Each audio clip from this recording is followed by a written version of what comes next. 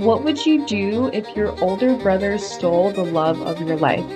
In the minds and hearts of many, this is a hypothetical nightmare, but for Nassim Attar, it was a heartbreaking reality.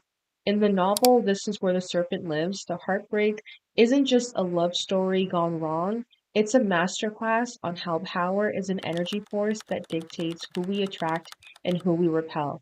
Today, we're using this story to learn how two relationship dynamic archetypes influence how power attracts or repels those who we are romantically interested in.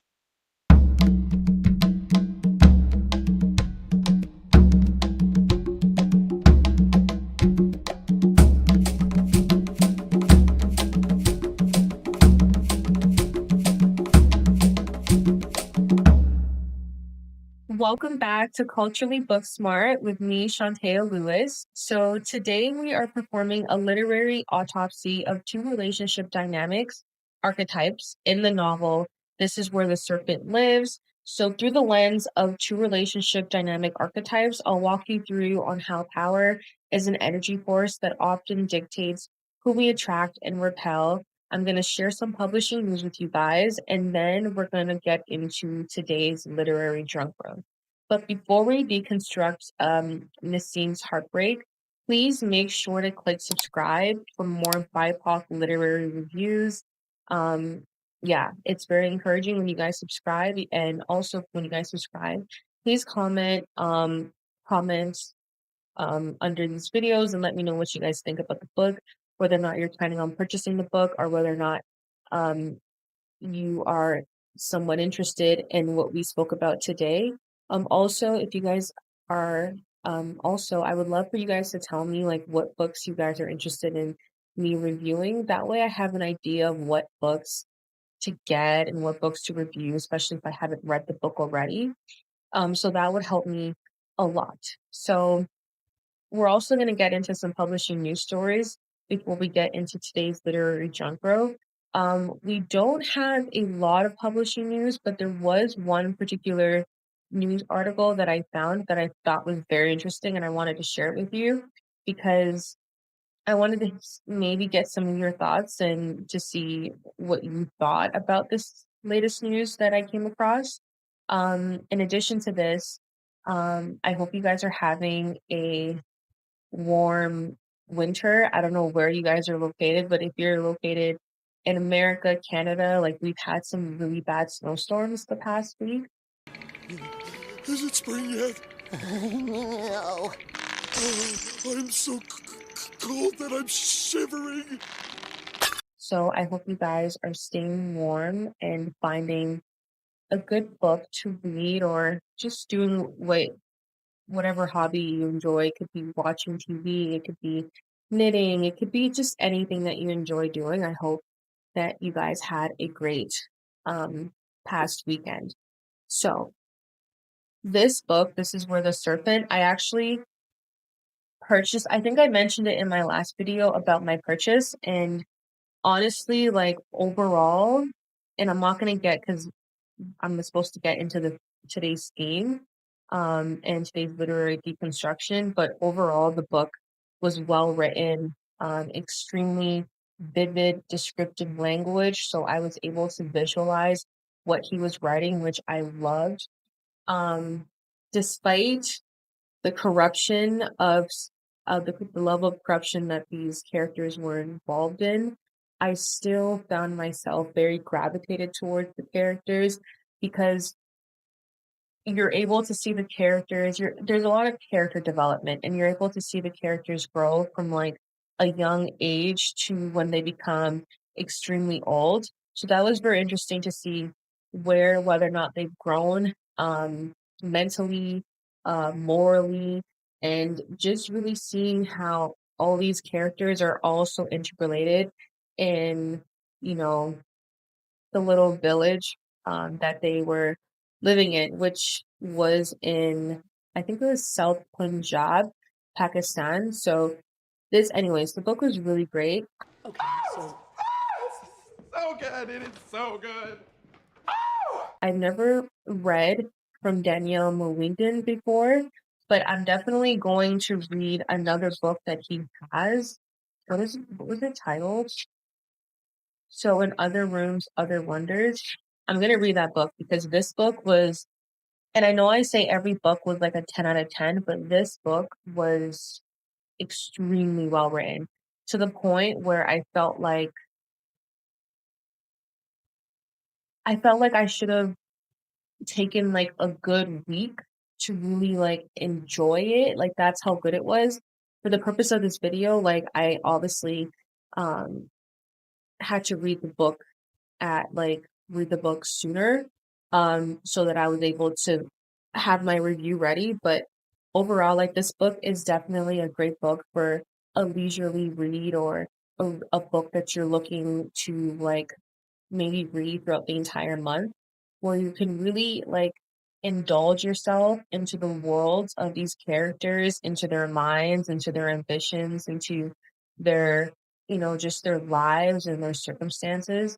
So, yeah, this book was really well written, and I would say that Daniyal Mueenddin is now one of my favorite um, BIPOC, or not even BIPOC. We're not going to even get so specific, but I'm going to say that he is one of my favorites authors right now because I really love his writing style. Like his writing style to me is generational.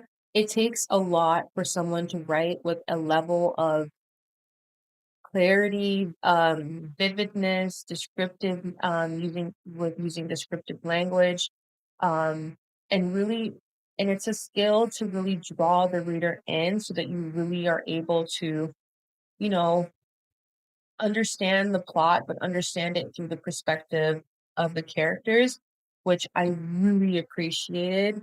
Um, and yes, it was a long read.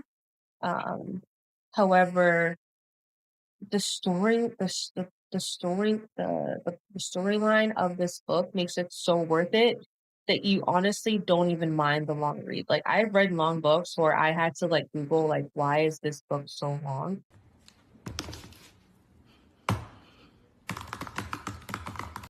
But no, this book is extremely well done and I really enjoyed yeah, I enjoyed reading it, and I'm definitely going to get another book by Daniyal Mueenddin. So, and I'm really happy that I actually purchased it. Like, this is definitely one of my favorite purchases of the year 2026. But um, at the end of the year, my goal is to do like a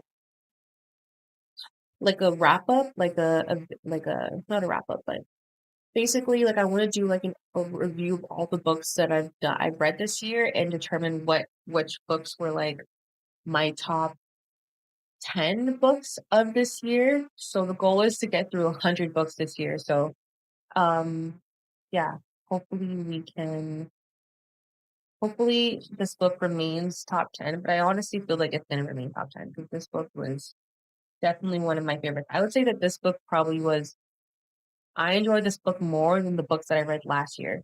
So, yeah, this is Where the Serpent Lives by Daniyal Mueenddin. Love it. So, before we get into the book review and deconstructing, the betrayal that Nassim faced as a result of his brother um, pursuing his love interest and really determining how power plays a role in that. Um, I want us to transition to latest publishing news because I think this news story is going to be interesting for you because it was interesting to me. And honestly, like I was shocked and genuinely surprised. So let's see. And I think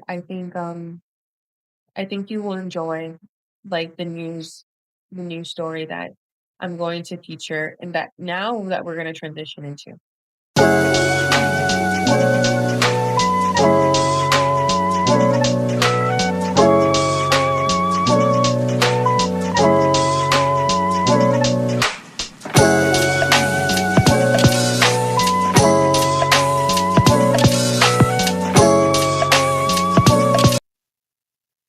So I came across this article titled Most Indians Don't Read for Pleasure So why does the country have 100 literature festivals? So this article was written by Emirates de Leon, and it was published by The Guardian. So Emirates states that Kapoor, the founder of Roli Books, explains that these legions of admirers were unlikely to translate into book buyers. That was in 2021. Nothing has changed. The average book in English sells only around 3 to 4,000 copies. If it tops 10,000, it's counted as a bestseller, um, which is crazy because the population of India is 1.4 billion people. So if they're saying that to be considered a bestseller, you have to sell 10,000 copies. Mind you, wasn't it 10,000 copies?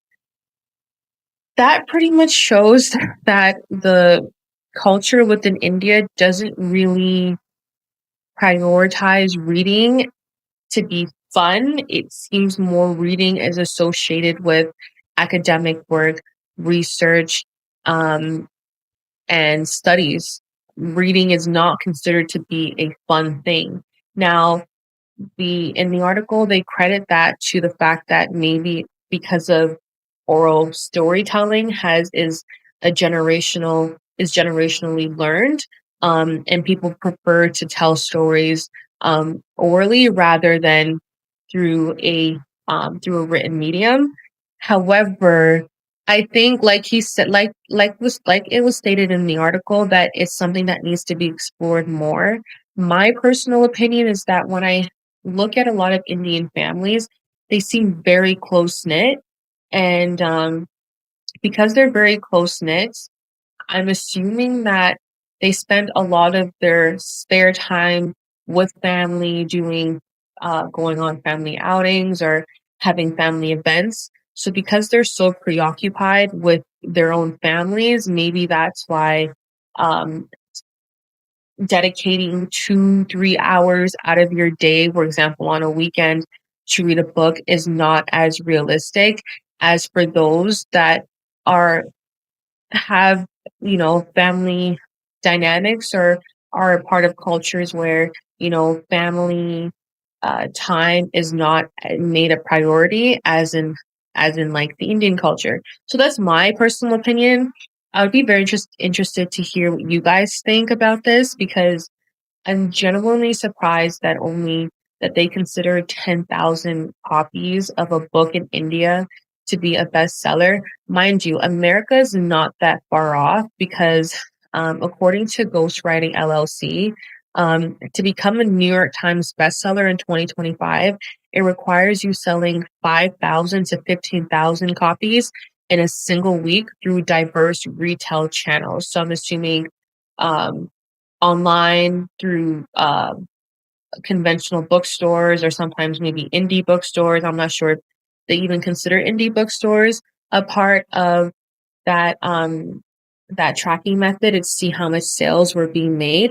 But nonetheless, it's very interesting to see that in areas of the world where the population is so, you know, large, that you would think that a good percentage of that population are avid book readers, but clearly not. But then it goes back into, is reading becoming obsolete? Because we have a lot of these video mediums where people's time, uh, their time, like their attention span is so short to the point where, you know, reading a newspaper seems like a hassle, or reading a news article seems like a hassle. Like everyone just wants like instant gratification. And it's interesting to see whether or not, um, you know, we as society, like globally, if we get back into the art of reading, into the art of literary works. I mean, literary works have given the world so much great things, like for example, the Harry Potter series, Hunger Games, like there's so many different, the Book of Negroes, like there's so many um great things that have come out of literary work. I mean, science research, history, um, just so, and it's literary work is the foundation of even of academic work. So for the commercialization of storytelling is is really, I don't want to say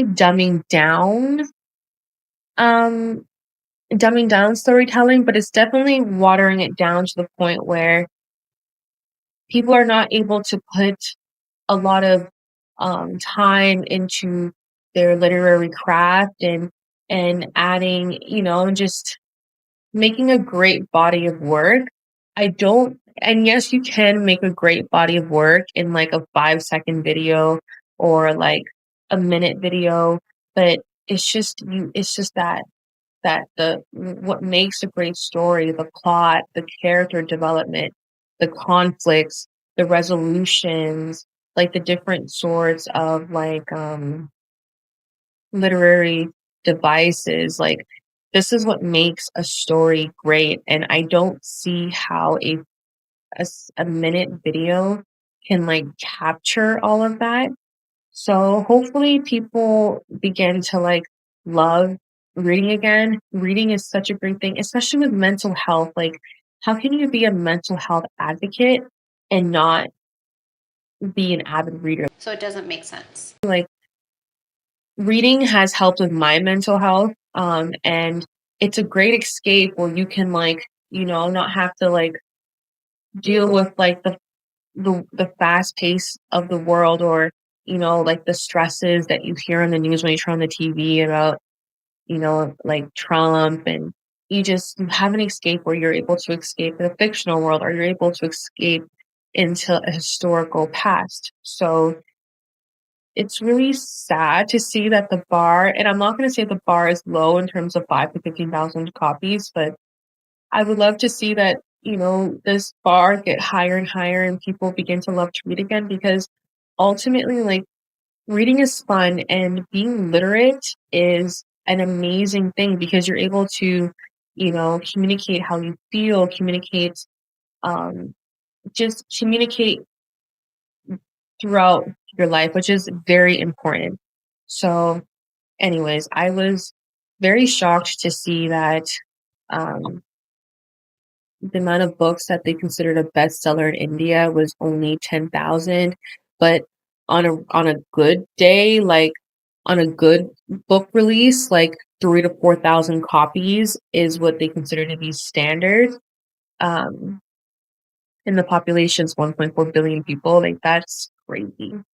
So, yeah, I hope that, and again, like you've got to love the art form. You have to love the art form of literary works and novels and books. Like, unless you don't, people need to start loving that again. And we also want to have respect for the different aspects of art, which include, like movies and stuff like that. But I also feel like storytelling through a written medium is something that should continue to be preserved. And I hope that people find their way back to that medium of storytelling. And we can still appreciate 1 minute videos, but books are so important because it's a body of work that you have forever, and it's a body of work that you can refer back to. You can appreciate the illustrations of the book and really understand why it is the way it is.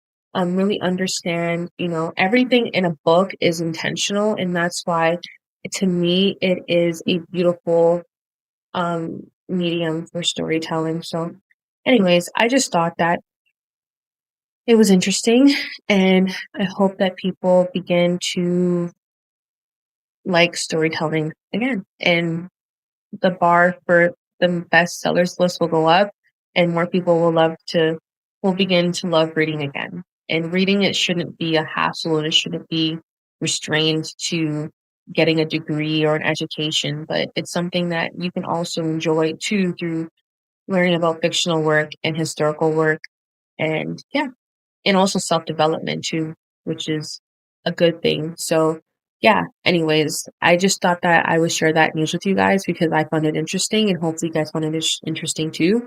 And please let me know what you guys think because again, I'm still very surprised. So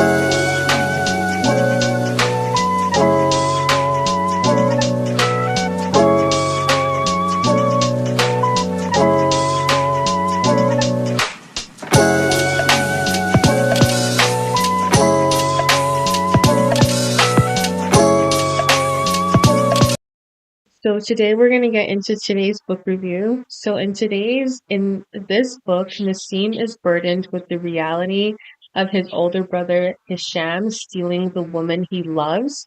So despite this being the ultimate betrayal, the author proves that power is an energy force that often dictates who we are, who we attract and repel through two relationship dynamic archetypes, namely the power couple and the codependent couple. So in the book, the first couple that we are introduced to, well, not first couple, but we're introduced to the couple, Shanaz and Hisham. However, this couple never, they weren't grounded in integrity, and they were actually grounded in infidelity. So Shanaz was the love interest of Nassim. However, Shanaz began to have feelings for Hashem, and these feelings compounded um once she realized that Hashem um illustrated certain traits like leadership traits that Nassim didn't necessarily have. And an example of this is when Shanaz and Nassim went to, I believe, a hotel room to have like a night out. However, they were discovered because apparently it was adulterous and they were discovered, and Shanaz got her passport taken away. So in that moment, Nassim seemed to be very, I wouldn't say cowardly, but very fearful of this situation. However, when Hisham took over the situation and promised her that he would give her back her passport and really control the situation, I feel like that was at that moment where she fell in love with him, and she realized that he would be able to be a man of power that Nassim necessarily wouldn't be, because Nassim wasn't showing certain quality traits of being in control, being a leader, um, having um having the ability to make decisions, and also being a protector, which Nassim didn't really necessarily demonstrate in that moment. So therefore it can be inferred that the domineering leadership of Hashem attracted Shanaz to become his love interest despite her relationship with his younger brother Nassim. So however, because their relationships was not grounded on, you know, true romantic love, like a true romantic love, um, it doesn't last. And the reason why it doesn't last is because, again, it seems that, and this is my opinion, you guys let me know what you guys think, but my opinion was that Shanaz was more so infatuated with the idea of power, security, protection that Hisham would be able to offer, and that Nassim necessarily couldn't. Um, However, but this ultimately backfired on Shanaz. Specific reason being is because there was no deeper connection other than that. So as we progress throughout the book, we see that despite the one intimate moment that they had, there wasn't really any other meaningful moments um, shared between Shanaz and um, Hisham. And Hisham had multiple affairs with another woman in Karachi, which he wasn't proud of, but for him, it didn't seem like much of a secret. It seemed like Shanaz was aware of it. And even even as you're going towards the end of the book, when Saqib gives his own narration of his experience with Shanaz and her being extremely sick, but Hisham leaving regardless to go spend time with these different women. It just shows that their relationship was not the foundation of their relationship was not of love, of connection, of loyalty, of commitment. It just seemed that they were both with each other for as a status symbol. So I think the status symbol in my personal opinion for Shanaz was the wealth and security that um Hisham offered. And then I feel like for Hisham, I feel like a lot of it had to do with mommy issues that he had because at some point in the book the narrator does mention that after the birth of Nassim spent a lot of time with his mom, and I feel like that he harbored up a lot of resentment, and thus I feel like taking Shanaz from Nassim was a way of him kind of getting back at his younger brother for all the time his younger brother spent with his mom, that time spent with his mom, and as a result, his mom wasn't able to spend as much time with him. So I think that they both had different reasons of being with each other, but I don't feel like those reasons were rooted in their love for each other, which ultimately backfired because there's no love there. Mind you, they still were married at the end of the book, so it's not like they got a divorce or they were separated. However, the relationship was just not genuine or sincere. It was very opportunistic and yeah, just more so of a status symbol. Now, if we compare to the codependent couple, which is Saqib and Ghazala, this is completely different dynamics, even though power is in play. But the difference between Saqib's use of power and Hashim's use of power is that Saqib was using his power to meet the needs of his wife Ghazala, and in return, Ghazala was committed to meeting the needs of Saqib. Now, what were those needs? So Ghazala wanted, a life of financial security because she came from a household that was struggling, even though the community felt that they were rich, they weren't. So she wanted to make sure that whoever guy that she was with, he was able to provide for her and a future family if they had that. And this Saqib was more so looking for a companion because he spent a lot of his time dedicated, to the farming business, and he never really invested any time in meeting other women and seeing whether or not there was anyone that he can connect with on a romantic level. So because Ghazala was able to give him companionship and Saqib committed himself to you know protecting Ghazala financially and giving her that financial security, their commitment for each other was one, exemplifies love, two, and it strengthened their bond where there was never any sort of issue of infidelity and loyalty between the two because of their commitment for each other. And yeah, so when you compare the codependent couple, which is Saqib and Ghazala, to the power couple, which is Hisham and Shanaz, you realize that the use of power was used in different ways, where power for Hisham was used as a status symbol and was used, you know, to attract women to attract women for his own insecurities, his own resentments, his own status symbol, whereas uses power to attract women that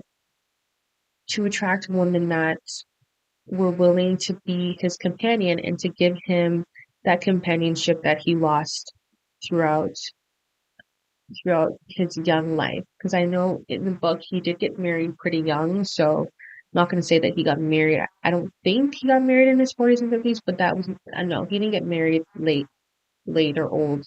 So, yeah, I think that was a key takeaway from how those two different relationship archetypes, utilize power for their own benefit. And mind you, Sakib's use of power not only attracted Ghazala, but it also strengthened their relationship. Whereas with Hisham, Hisham never his use of power wasn't from a genuine place, and that's why he never. We can tell that yes, he may have been happy because of the material things that he had, but the relationship that he had with his wife was of no substance. So yeah, that was something very interesting between the two that I thought was interesting. Um, and yeah, it's funny because, and even what I found so strange is that even between the power couple, you never they their relationship seemed so transactional, where the only thing that they seemed to really connect to or want to talk to each other about was the business. They never made any efforts to having children. I think at some point, um, Bayezid was asked whether or not he would have children because, Shanaz and Hisham, I guess, started to feel very empty in their relationship because they've been together for so long and they never really committed themselves to that next step, which was starting a family. Because again, their focus was on maintaining their status, their focus was on maintaining their power and their wealth, where they weren't really focused on strengthening their relationship with each other. So again, it just shows that depending on the relationship you were in, the use of power can either benefit you or it can, you know, repel you. And in this case, the power dynamics between Hisham and Shanaz only brought them apart because the focus was not on their relationship. The focus was on their preserving their status symbol. So yeah, that's my take on the use of power within these relationships. And it's what's even more sad is that and again it goes back to using power as a repellent, because due to all that resentment, which is of my personal opinion that Hisham had for his brother, um, ultimately, he never spoke to his brother for years as a result of his decision to, kiss Shanaz and make it obvious that they had a relationship in addition to the scene having a relationship with her. So again, it just shows that once you are in a position where you're able to attain what you want, um, under, under the sacrifice of someone else's feelings, in this case, in this book, Nassim's feelings, it can work out bad for you, and it can also push people away, which in this case, Hasham pushed his brother away because he used his power. He used his power to uh, to acquire something that was not his, and it also exemplified his level of loyalty for his brother, which he did state in the book was his number one issue with him being with Shanaz. He didn't care that he was with her, but it was the fact that he was willing to ruin his loyalty for her. This is my take on how power was used in their relationships for the good and for the bad. Mind you, this is my opinion. If you guys have read This Is Where the Serpent Lives, you guys tell me what you guys think, because that's how I feel about their use of power and different in the two these two specific relationships, and how it benefited them and how it didn't benefit them. Um, and yeah, but I feel like it's also a learning lesson too. Like I feel like what we can take from this is that if whoever in the relationship has the most power or has the most influence, um, it's important that if we mean good in a relationship and we want the relationship to last, it's important that we use that power to commit to each other, to ensure that each other are happy, and just making sure that the relationship works out. And I think that's what you can kind of take away from the book is that you don't want to use power just as a tool for status and for wealth and for, just for ego.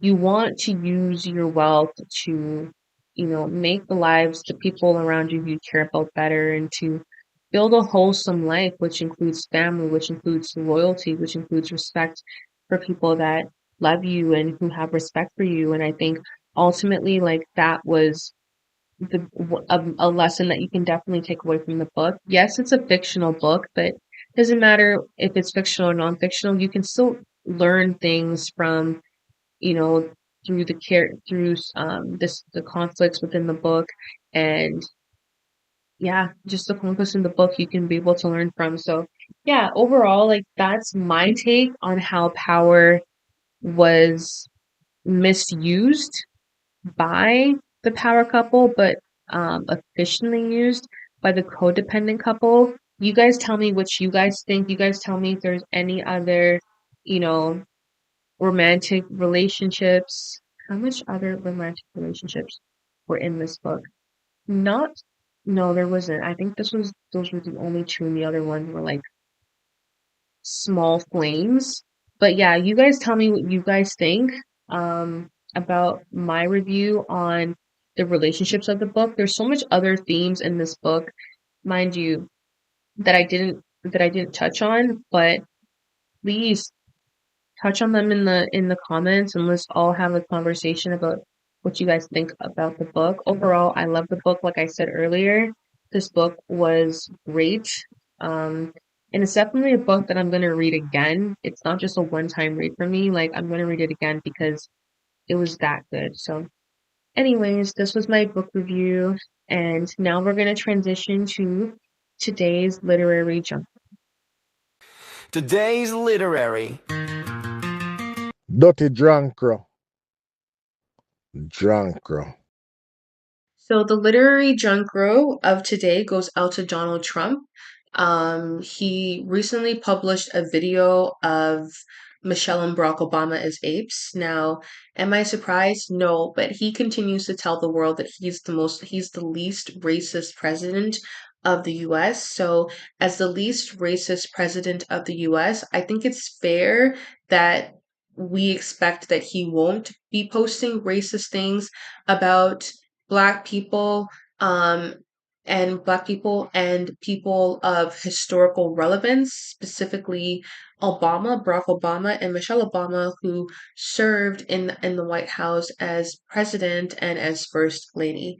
So yeah, he deserves junk bro of the day. I'm surprised, honestly, like given all the other turmoils in the world in going on in the world, that he had time to post such a racist video, but am I surprised? No, but given that he's been keeping himself busy with Canada, which is the country where I'm from, and Venezuela and Russia and Ukraine, it's good to know that he has time to post these discriminatory videos for the world to see about people who had historical relevance um, in the country that he now leads. So, anyways, he is my junk row of the day. Donald Trump is what he did was disgusting, and I know there's been reports that he refuses to apologize for what he has done. However, an apology is 100% needed, and if he's going to be a man of integrity, um, an apology is needed.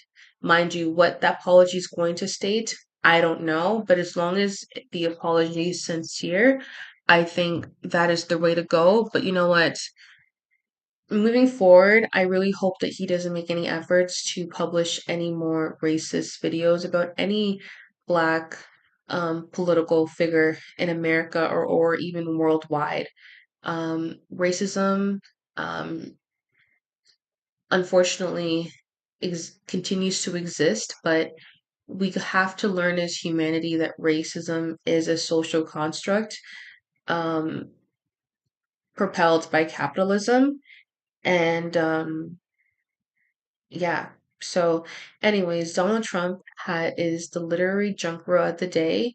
I'm sure he's going to make a lot of junk bro of the days as long as this podcast exists. So, anyways, thank you guys um for listening to Junk bro of the Day, and let me know if you were surprised about what he published.